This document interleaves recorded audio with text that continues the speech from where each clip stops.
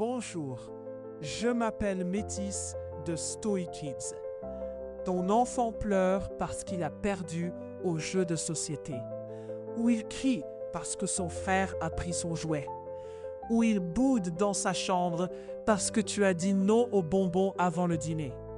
Et toi, tu te demandes, comment je peux l'aider à gérer tout ça? Parce que les émotions, c'est puissant, c'est intense, surtout pour un enfant. Aujourd'hui, je te donne un guide complet. 5 techniques stoïciennes pour aider ton enfant à gérer ses émotions. Pas pour les supprimer, pas pour les ignorer, mais pour les comprendre, les accueillir et les traverser avec sagesse. C'est parti. Technique 1, nomme l'émotion. Première technique, nomme l'émotion pour lui. Les jeunes enfants ne savent pas ce qu'ils ressentent. Vraiment. Ils ont une tempête à l'intérieur, mais ils ne savent pas la nommer.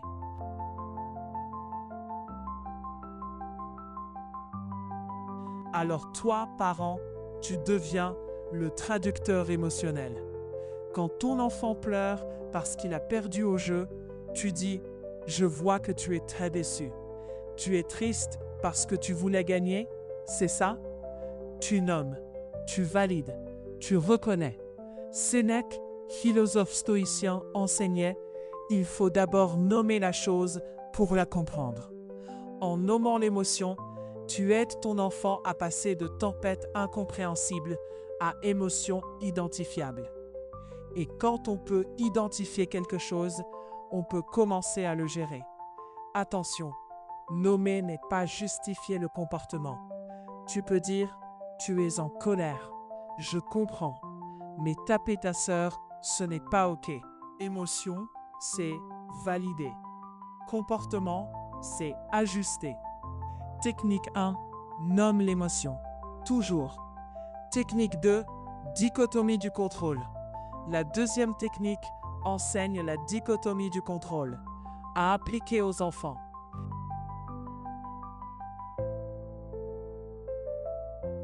La dichotomie du contrôle, c'est la base du stoïcisme. Épictète enseignait « Il y a ce qui dépend de nous et ce qui ne dépend pas de nous. » Mais comment tu expliques ça à un enfant de 5 ans? Comme ça. Ton enfant pleure parce qu'il pleut et il voulait aller au parc. Tu dis « Je comprends que tu sois frustré, mais on ne peut pas contrôler la pluie. C'est la météo. Mais tu peux contrôler ce que tu fais maintenant. On peut jouer à l'intérieur, ou on peut lire une histoire, ou on peut faire un jeu de société. Toi, tu choisis. Tu lui montres, cercle rouge, pas de contrôle. La pluie, la météo, le parc fermé. Cercle vert, contrôle total. Ce qu'il fait maintenant, son attitude, ses choix. Répète ça régulièrement, avec des situations concrètes. Autre exemple, tu ne peux pas contrôler que ta sœur ait pris ton jouet, mais tu peux contrôler si tu lui demandes gentiment de te le rendre, ou si tu choisis un autre jouet. Petit à petit, ton enfant intériorise. Il apprend où mettre son énergie et où lâcher prise. Technique 2, c'est enseigner ce qu'il peut contrôler, à l'inverse de ce qu'il ne peut pas. Avant de continuer, si ces techniques stoïciennes t'aident, pense à t'abonner. Chaque semaine, du contenu pour élever tes enfants avec sagesse. C'est gratuit et ça aide vraiment la chaîne. Merci. Maintenant, 3 autres techniques essentielles. Technique 3, modèle la gestion émotionnelle. La 3e technique, c'est comment je gère mes émotions. Les enfants apprennent par imitation, pas par instruction.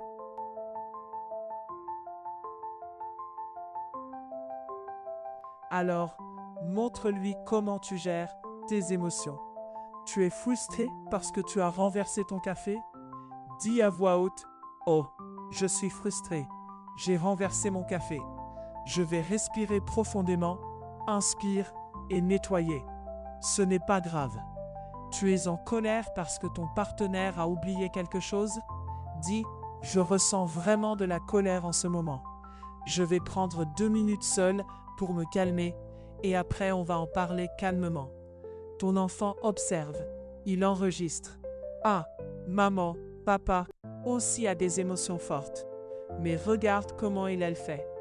Marc Aurèle écrivait dans ses méditations pour lui-même, pas pour publier, pour se rappeler comment vivre. Toi, tu médites à voix haute, pour toi et pour que ton enfant apprenne.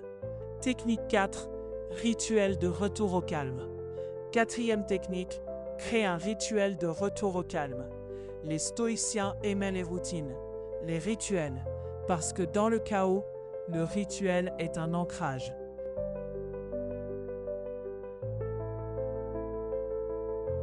Crée avec ton enfant un coin du calme, un endroit douillet, avec des coussins, peut-être une peluche, un livre.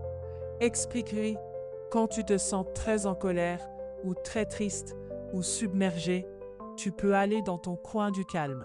Tu respires, tu câlines ta peluche et quand tu es prêt, tu reviens. Ce n'est pas une punition, c'est un espace sécurisant. Propose-le avant les crises, pas pendant. Ensuite, enseigne-lui une technique simple, la respiration ballon. Tu gonfles ton ventre comme un ballon. Inspire lentement et tu dégonfles doucement. Expire lentement. 3 fois. Sénèque enseignait, le meilleur remède contre la colère est le délai. Le coin du calme et la respiration. C'est le délai qui permet à l'émotion de passer. Technique 4. Un rituel, un espace, une respiration. Technique 5. Débrief après l'émotion. La 5e et dernière technique, c'est le débrief après une émotion. Quand la tempête est passée, quand ton enfant s'est calmé, c'est le moment d'apprendre.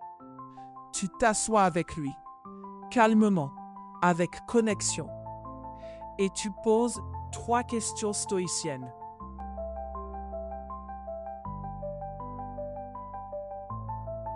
Question 1. Qu'est-ce qui s'est passé?